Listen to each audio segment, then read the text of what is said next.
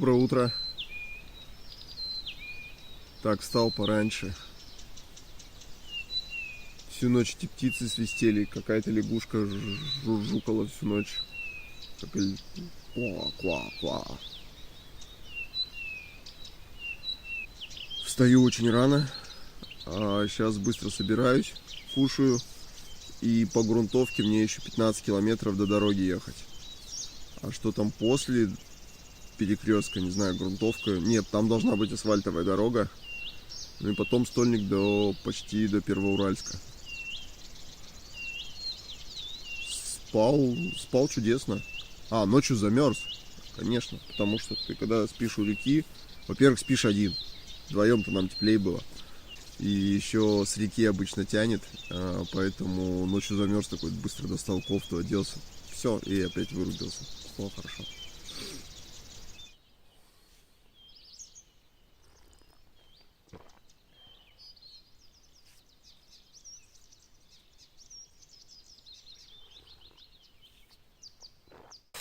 Ну вот, дождь, как и ожидалось, пришел утром. И походу затянет на весь день. Мне сейчас надо поскорее уехать с грунтовки, пока ее не развозюкало, не развезло. Велик собран. Надеюсь, этот плащик хорош, не порвется. Часовая, еще увидимся.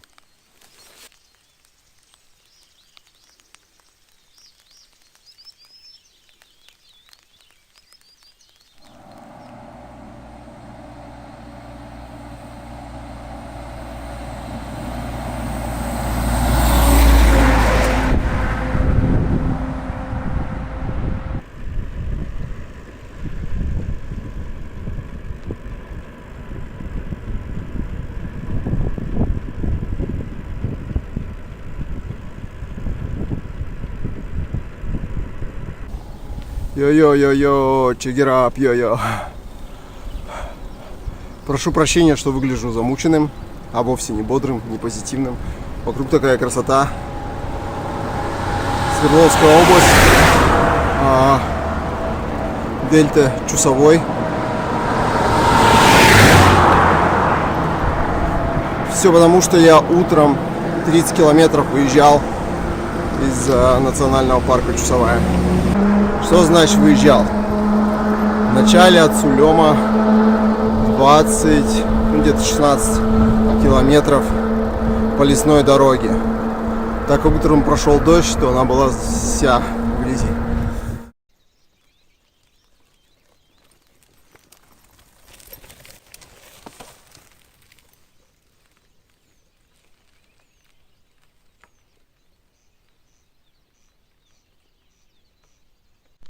Вот и минусы езды по грязи. 28-я резина прям в тютельку. Там остается 2 миллиметра, который проходит вилку. По грязной дороге вся эта грязь собирается вот здесь. И так можно и вилку сломать. Дождик вроде закончился, но дорога сырая. Когда я выйду с грунтовки, надо будет еще раз все это там почистить, отмыть. Может быть, сейчас что подует ветер быстро. Подсушит дорогу. Хорошо, что там заночевал, потому что та стоянка, которая возле моста, там бригада рабочих, куча народу. Не знаю. Они бы мне не дали поспать. Ну что ж. И встречает нас очередная грунтовка. Так что, Алексей, никакого тебе пока асфальта. Причем грунтовка вверх и вниз. Ехать по ней, судя по навигатору, 9,5 километров.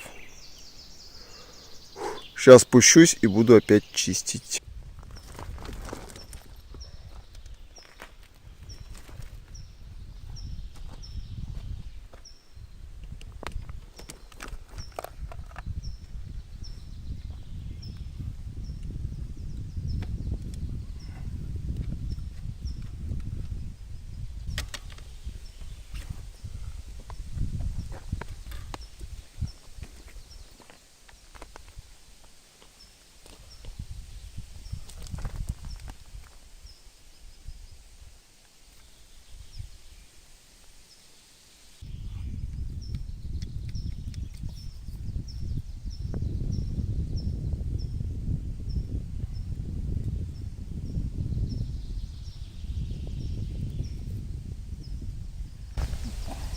Жалко вилку.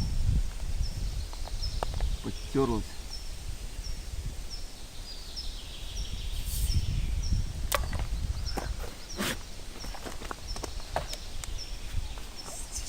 Тормоза все забились в грязь.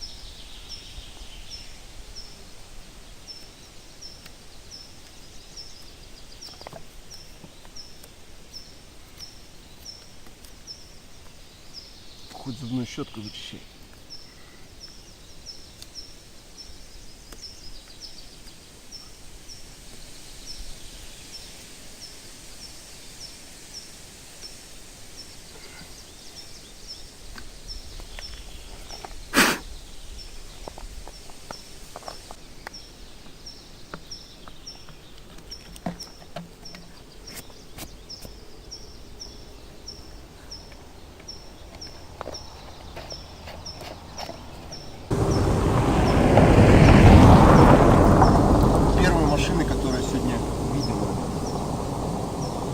Встретил всего 2 машины на той, на лесной дороге. Был мужик с бумажной картой. Спросил дорогу на Усть-Уштку. Остановились, поболтали. У него карта вообще, конечно, масштаб хороший, но, блин, они же устаревают, капец, мгновенно. Здесь что-то строят, что-то зарастает.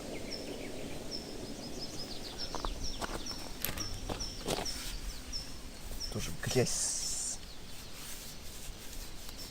с собота. Покрышки убрать. Себя бы еще отмыть. Сейчас зато я такой трушный байкпекер, блин. Весь в глине. Классный кусок трассы. Мне понравилось, потому что просто по асфальту тоже, ну, как бы даже... Вчера было очень много асфальта и тоже лесная такая дорога. Вчера были красивые места, красивые деревни, вверх-вниз, перепады. Это было здорово. Но вот без вот этой изюминки в виде лесной дороги с грязью, которую надо вычищать, это было бы не приключение. Так. И по всем этим говнам я проехал 20 километров. И до асфальта у меня еще 11. Того тридцаха будет чисто по оффроуду.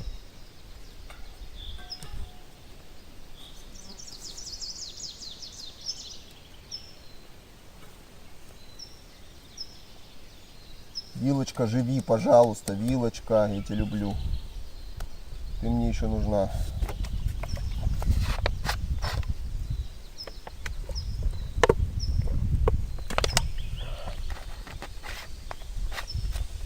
А потом грунтовка до Элима с хорошей такой стиральной доской.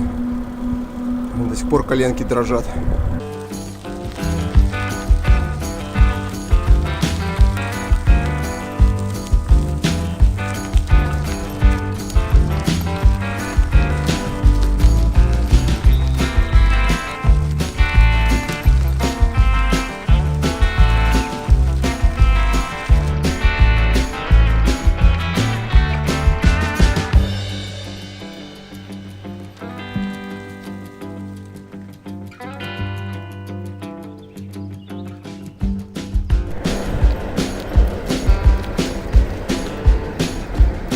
У меня до сих пор руки трясутся по гравию ехать. И вот наконец-то Элим, и начался асфальт. Ёкаламане.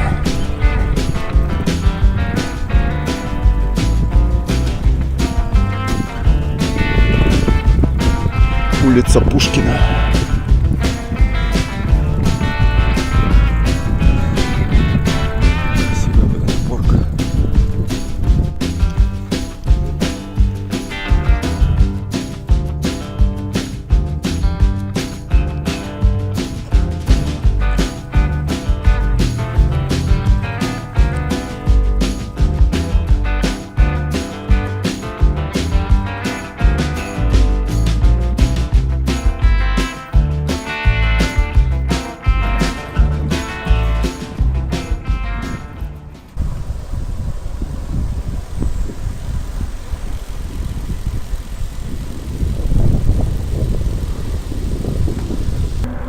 Поэтому уставший. То есть первая тридцашка, а впереди еще 80 минимум надо сегодня проехать. Но сегодня не жарко. Когда спускаешься, немного прохладно. Сейчас перекусил в магазинчике. Хочу сегодня до Свердловска добраться.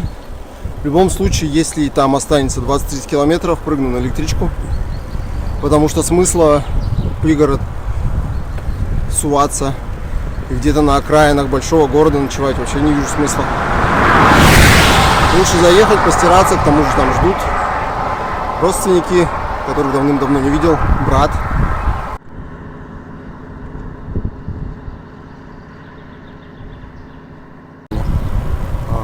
По той дороге, по которой ехал, офигенный маршрут для любителей там Ride Divide и прочих бездорожных гонок. Если кто не знает, есть такая гонка Ride Divide. Есть гонка в США.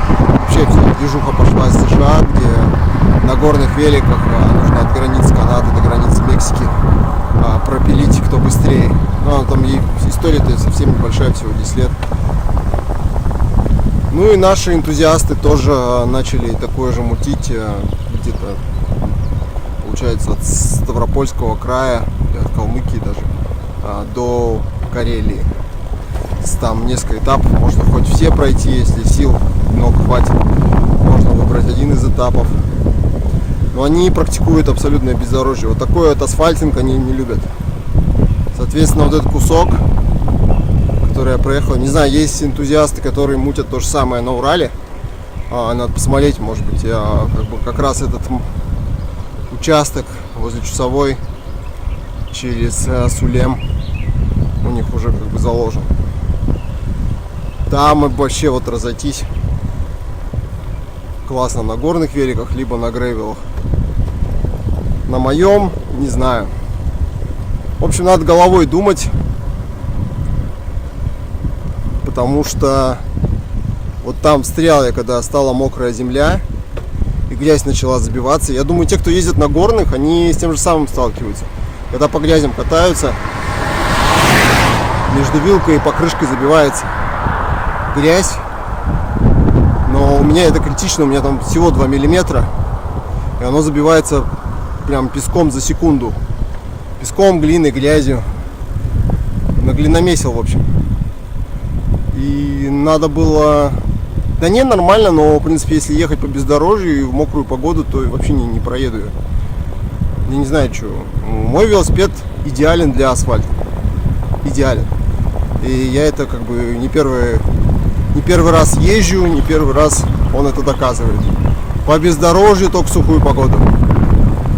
Либо ставить снова 23-й покрыхи. Но он 23-х тоже не фонтан. Хотя не знаю, они стираются быстро. Так вот я в году по Башкирским горам прыгал. Стерлись они за 1,5 месяца.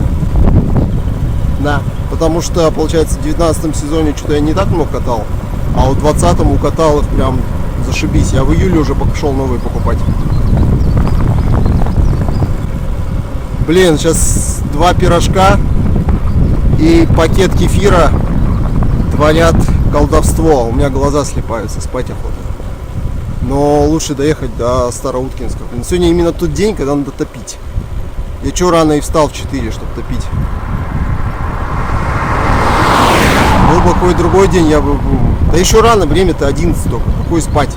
Вот если пекло будет 2 часа дня, можно будет где-нибудь покемарить немножко. Сейчас еще ветерок нормально.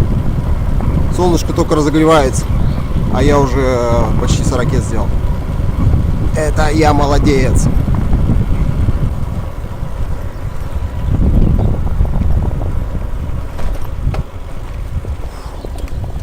Шайтанка, пока. Ладно, едем дальше.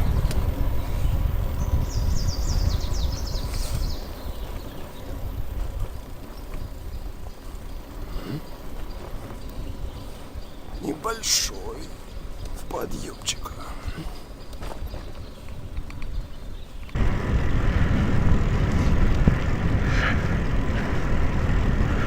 Ой-ой-ой, ой-ой-ой. До Первоуральска еще 70.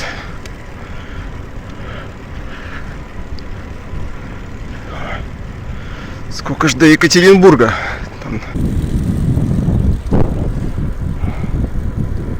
А нету здесь Екатеринбурга. Староуткинск. Тельнашка осталась. Может, связь появится. Сабик, Первоуральск.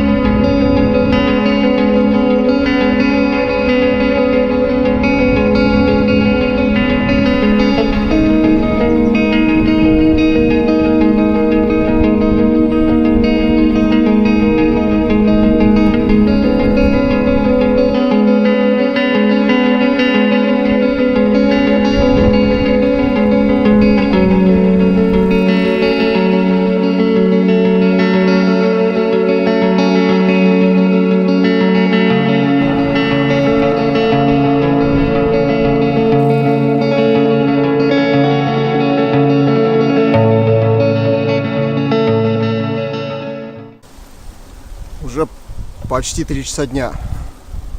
Не до Первоуральска еще километров 35-40. Кто ж меня таки поймал.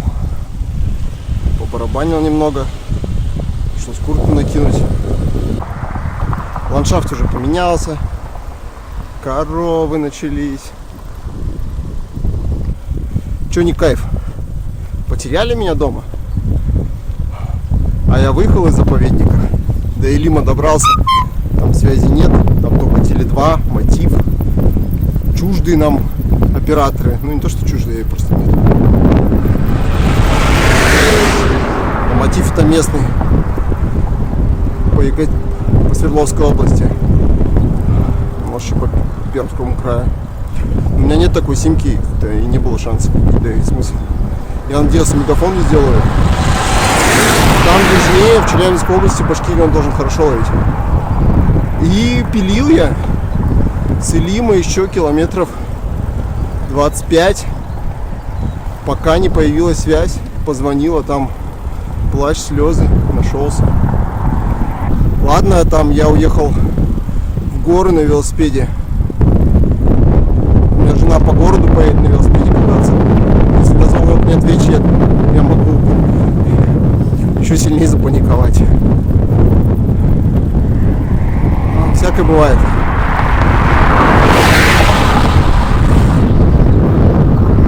Причем же я ездил во всякие Таиланды, Лаосы, где не каждый день была возможность отправить смс-ку, написать, позвонить. Там тоже с покрытием не очень. Помню, я как-то уже выехал из Таиланда, где-то ночевал там среди пальм, а на следующий день еще не успел в Малайзию попасть. Вернее, попал, но надо было доехать до большого города, где можно купить симку. И поэтому у меня тоже долго не было на связи. Ну, ничего, да, что-то я им позвонил в итоге. Ой, мы в гостях, все хорошо.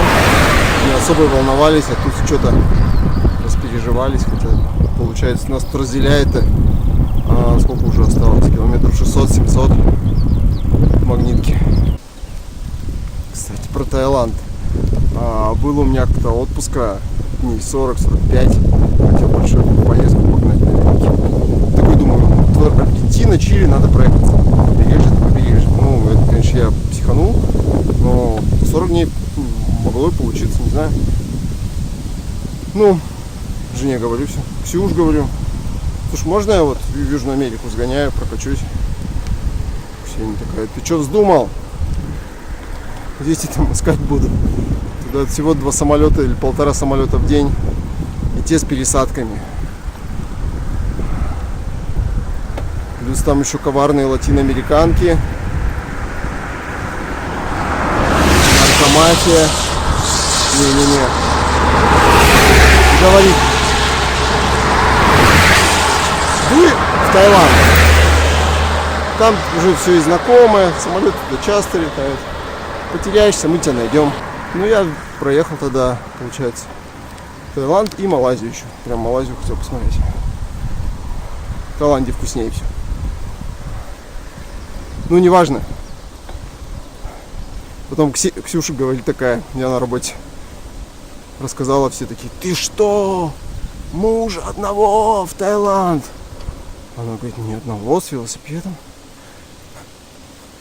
У меня еще в аэропорту в Домодедово на стойке тоже. А где ваш багаж? Я говорю: вот велосипед. Он говорит: вы что, с велосипедом в Таиланд летите? Я говорю: да. Удивились такие, достаточно дали. А я когда ехал там, так, пару раз ночевал в палатке. Ну не пару раз, больше. А потом прочухал местные гестхаусы для своих. Ну, то есть они даже на карте, может, отмечены, не знаю, в гугле не смотрел.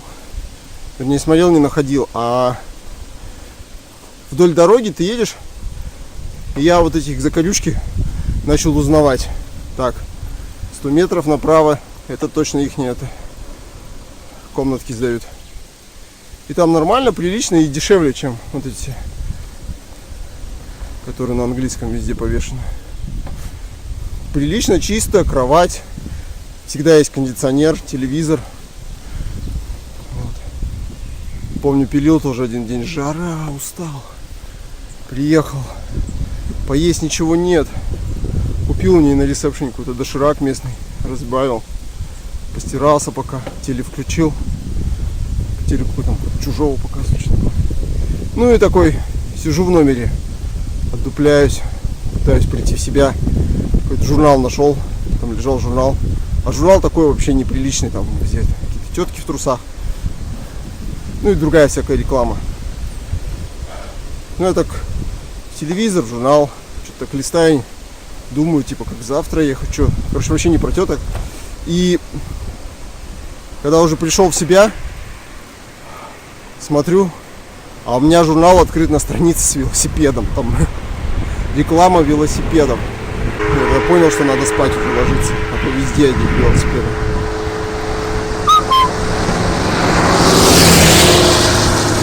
Так, у нас тут сейчас будет городок под названием Слобода и Прогресс. И от него еще 20 километров до Первоуральска. 20-25.